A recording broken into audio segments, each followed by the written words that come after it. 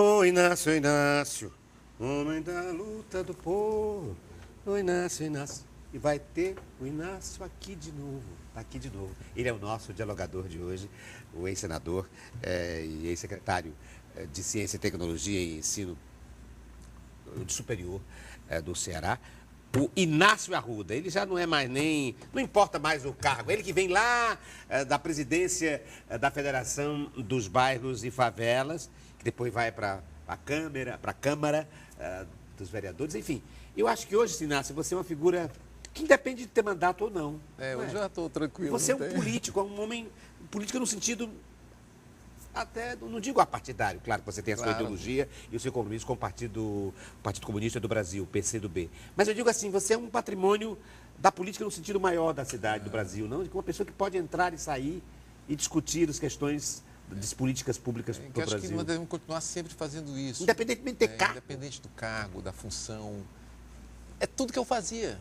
Antes de ser vereador. Inclusive de ser vereador. Então, é a sua vida, né? Não tem nenhuma dificuldade de estar trabalhando com as ideias, discutindo com o povo, organizando. Mostrando que o povo pode lutar, às vezes de forma meio independente. Não que ele tenha que ficar independente da política, dos partidos, não. Mas que ele pode se estruturar. Fazendo política com o povo, né?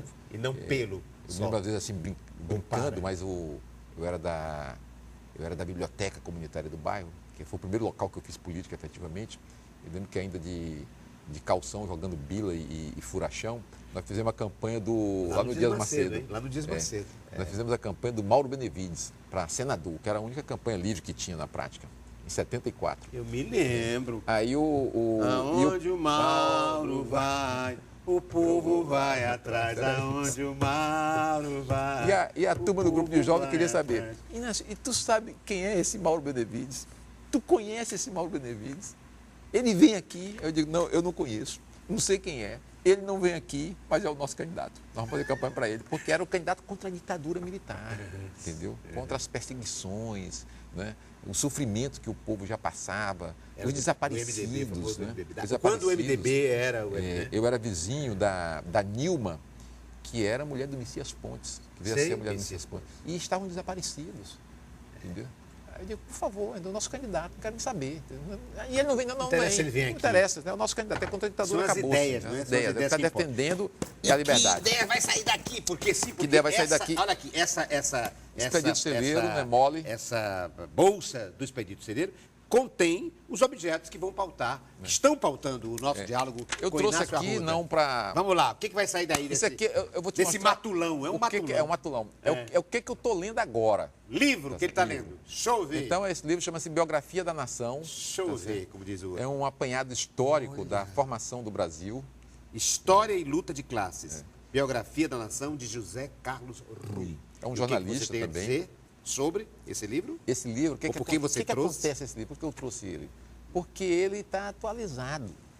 Embora seja um livro que trata desde a chegada dos portugueses, né, do massacre aos índios, a escravidão, dessas lutas todas, mas ele chega ao Estado Novo, ele chega à Revolução de 30, Coluna Prestes, a Revolução de 30, Estado Novo, a redemocratização em 45. Na redemocratização, veja que estranho. No auge da redemocratização, o país elegeu um general de direita, que era Eurico Gaspar Dutra, que colocou o Partido Comunista na ilegalidade, caçou os mandatos. Em 46. Nós tínhamos uma bancada aqui, nós elegemos a maior bancada da Câmara de Vereadores da nossa história, nós elegemos ali, entendeu? Aí vem o Getúlio, depois do Getúlio vem o golpe, derrubaram o João Goulart, né? Vem a ditadura. Então veja a formação do Brasil, esse país continental, imenso, diverso, Amazônia, Nordeste, semiárido nordestino, o litoral fantástico, a Mata Atlântica, o ouro das minas, né? o celeiro do Cerrado, né? A caixa d'água do mundo, quer dizer, os vários aquíferos. Nós temos aqui um aquífero Cariri, mas nós temos o super aquífero, que é o aquífero Guarani, que pega quase 5 países, que pega Uruguai, Argentina, Paraguai, um pedaço da Bolívia e o Brasil, um pedaço imenso do Brasil. É um aquífero fantástico, entendeu? O petróleo, a riqueza, a Amazônia verde e a Amazônia azul, que é esse mar territorial brasileiro e olha onde é que está.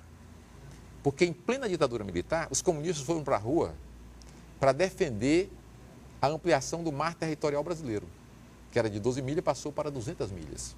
Queimamos aqui na Praça do Ferreira a bandeira dos Estados Unidos, que se opôs ferrenhamente à ampliação do mar territorial. Onde está o pré-sal? No limite das 200 milhas.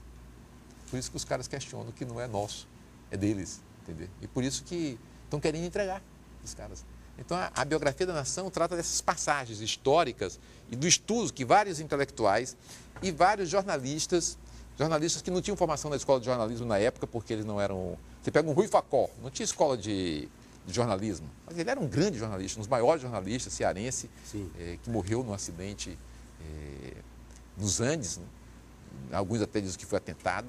O nosso colega Luiz Carlos Santos, que foi do Jornal Povo, que fez um livro sobre o Rui Facó, questiona um pouco isso, de que se foi...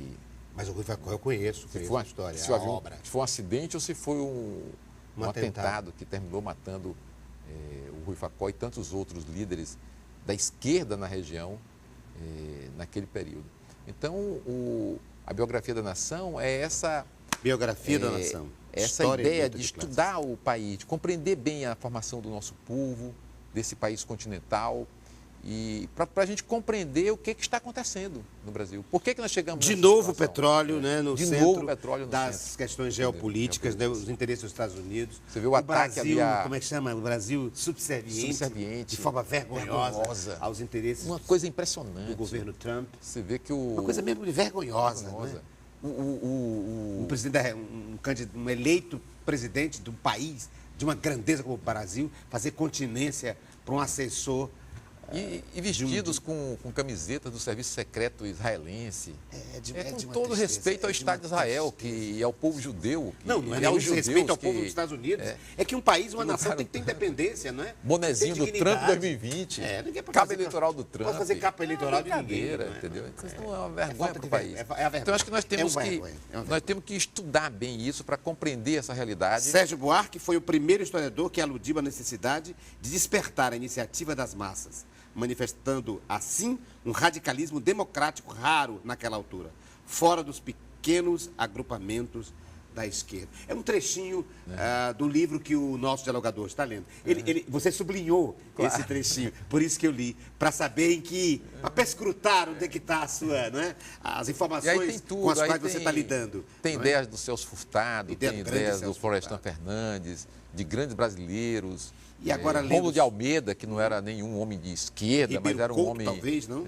Que era um homem que pensava muito no Nordeste brasileiro, estava no centro do governo do Getúlio na época, mas pensava muito no Nordeste brasileiro.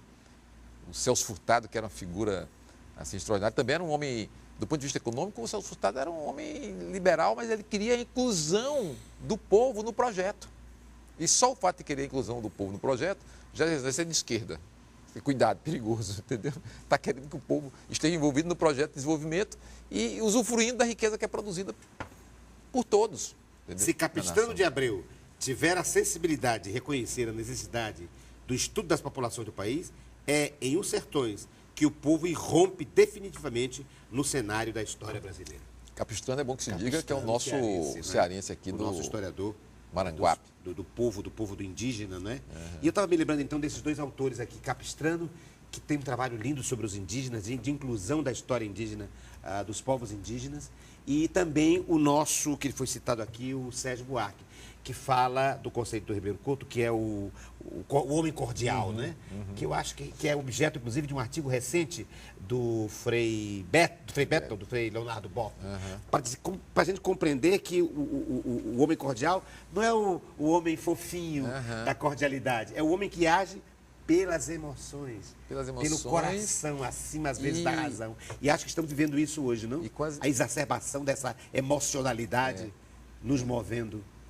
Nos comovendo. Está extravasando, né? Está extravasando. Está sendo utilizado, inclusive, né? E está sendo estimulado também. Estimulado e utilizado, manipulado.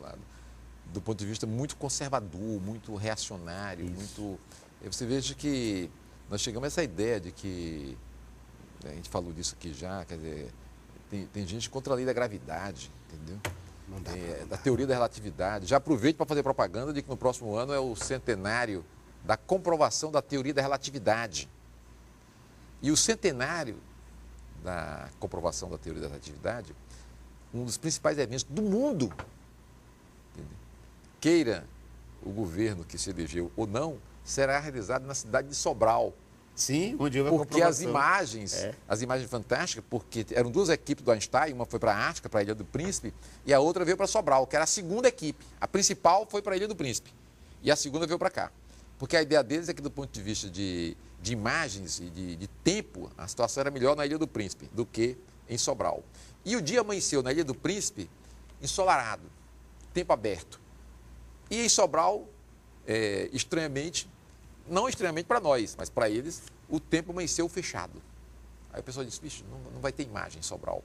Porque eles queriam a imagem do eclipse total que ia ter. Então, quando começou o eclipse, fechou o tempo na Ilha do Príncipe e as imagens foram muito difíceis.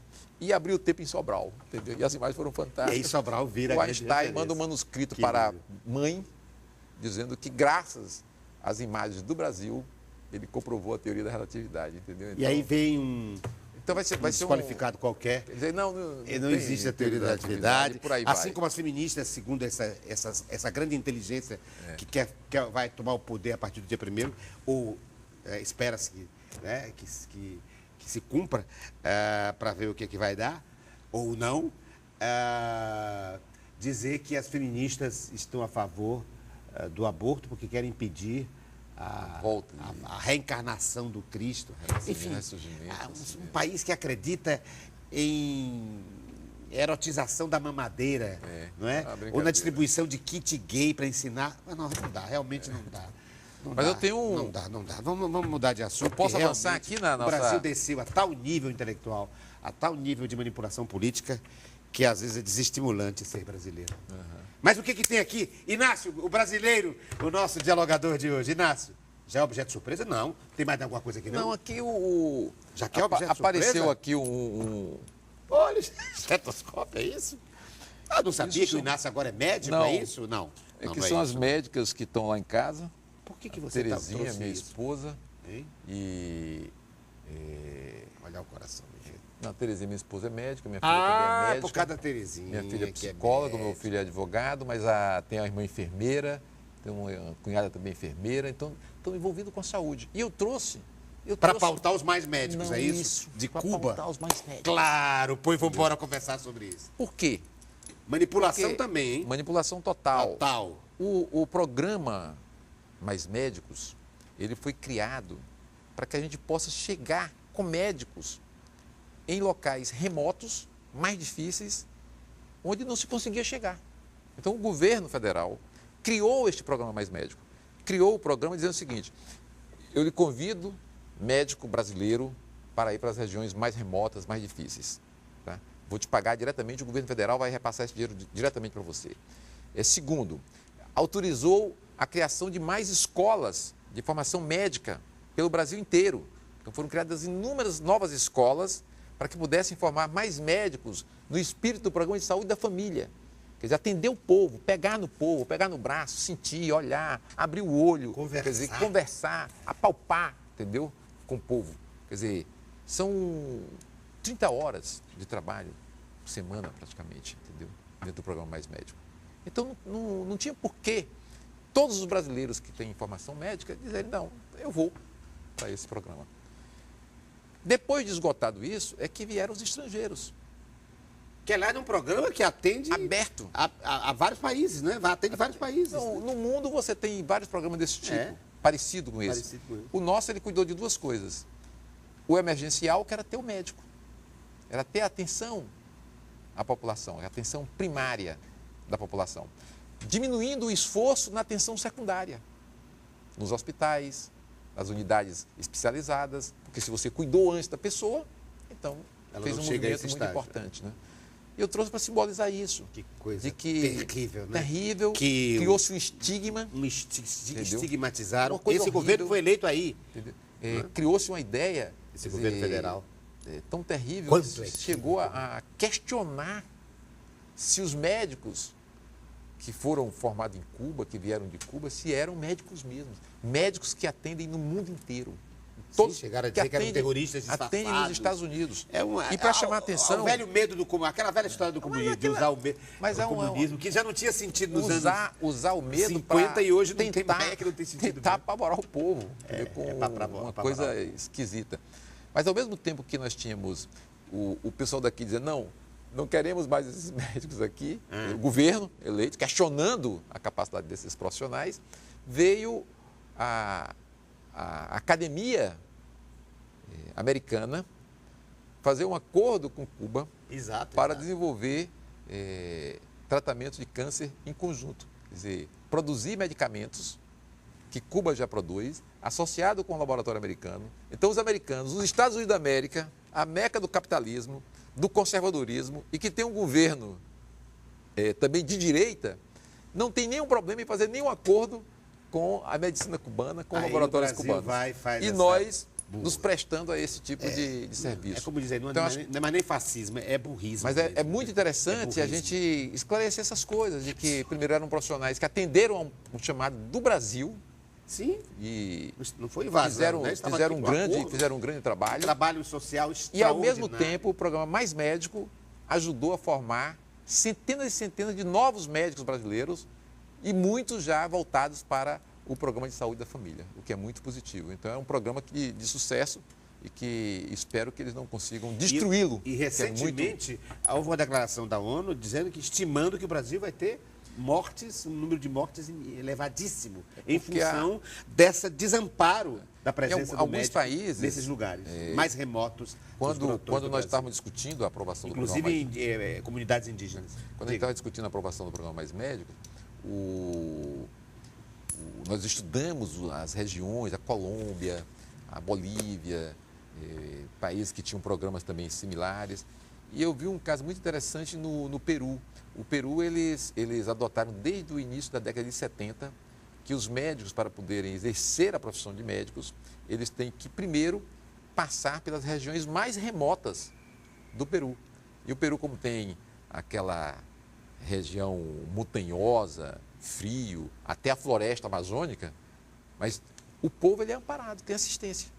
Porque antes de você poder exercer a profissão de médico como profissional liberal, porque é isso que muitas vezes a medicina se transformou numa profissão liberal, de ganhar dinheiro como profissional, antes disso, você tem que passar pelas regiões mais remotas do Peru, dando atendimento às populações mais carentes do país. Sobretudo, se você advém, se a sua formação advém de uma escola pública, de uma universidade pública. Claro.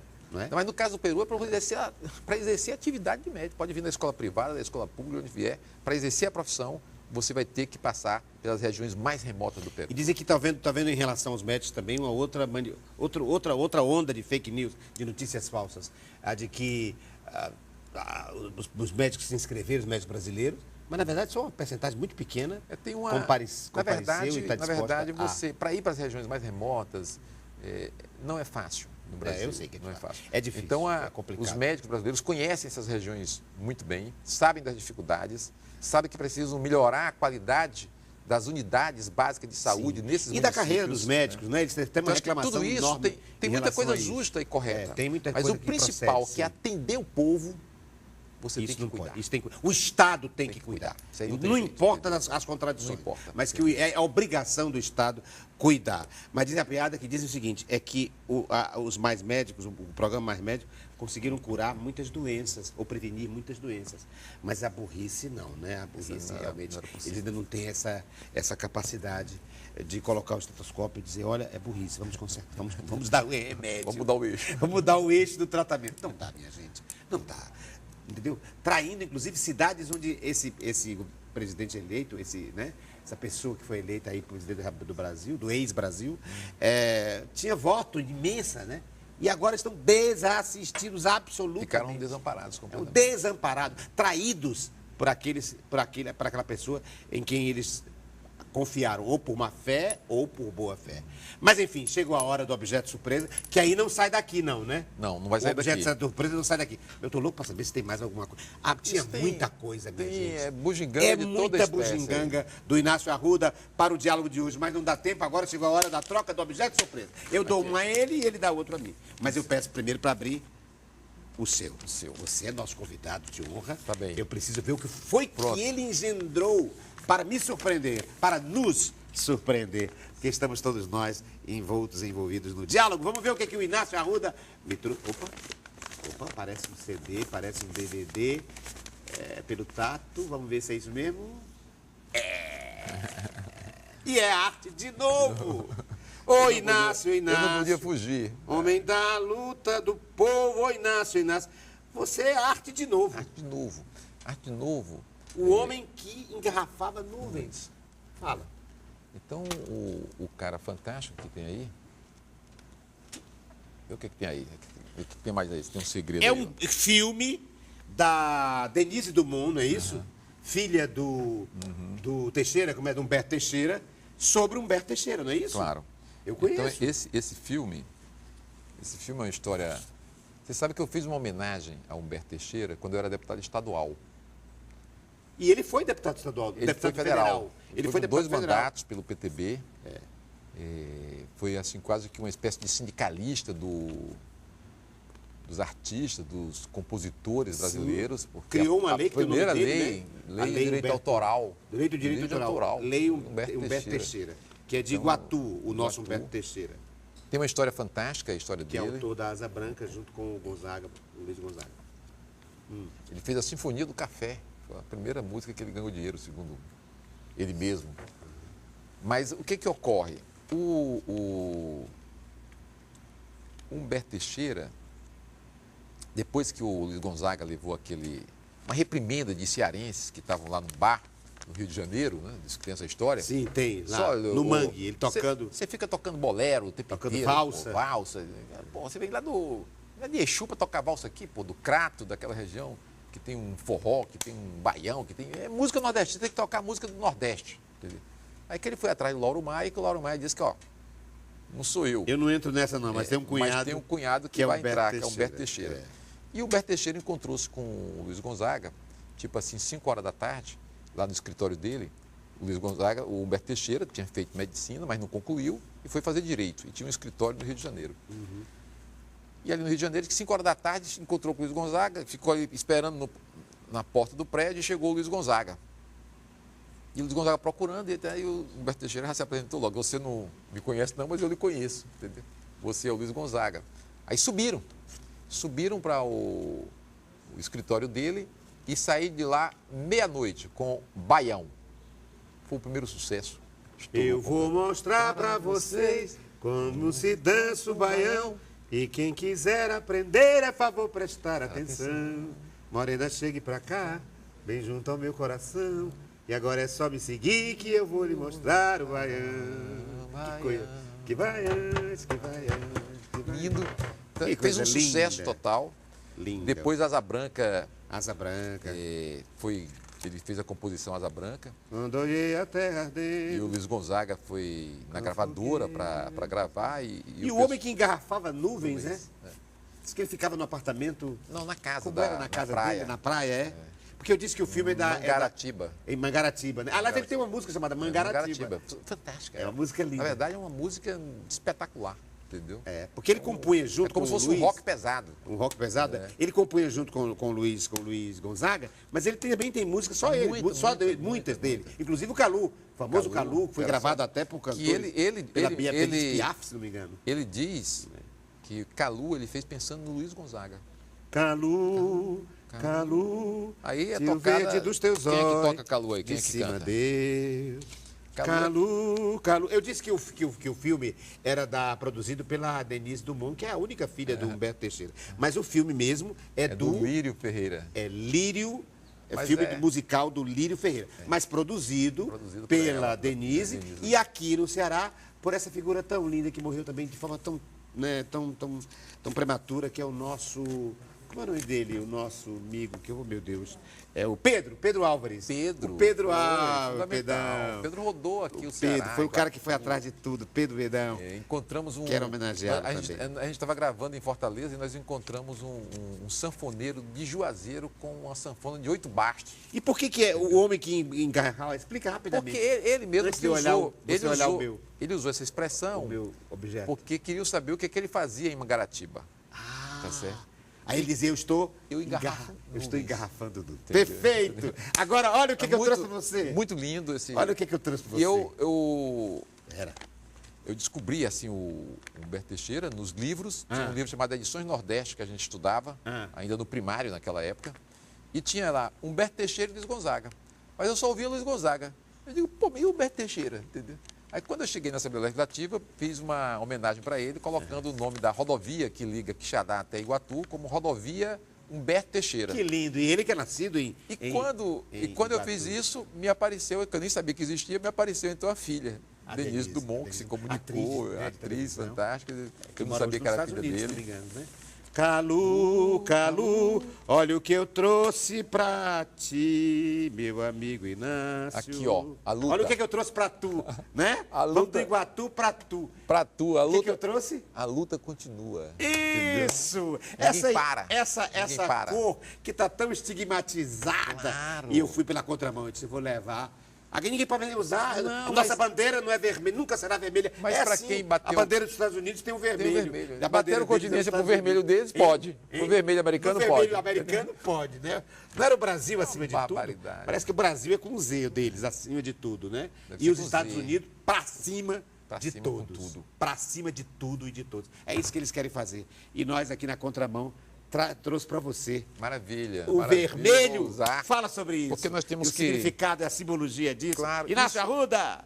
Isso você sabe que a batalha as coisas simbólicas, né, do povo, da luta do povo, há tantos anos, porque me parece que os caras foram beber lá na Revolução Francesa, a questão da posição em que ficaram na Assembleia Nacional, os conservadores ficaram do lado direito.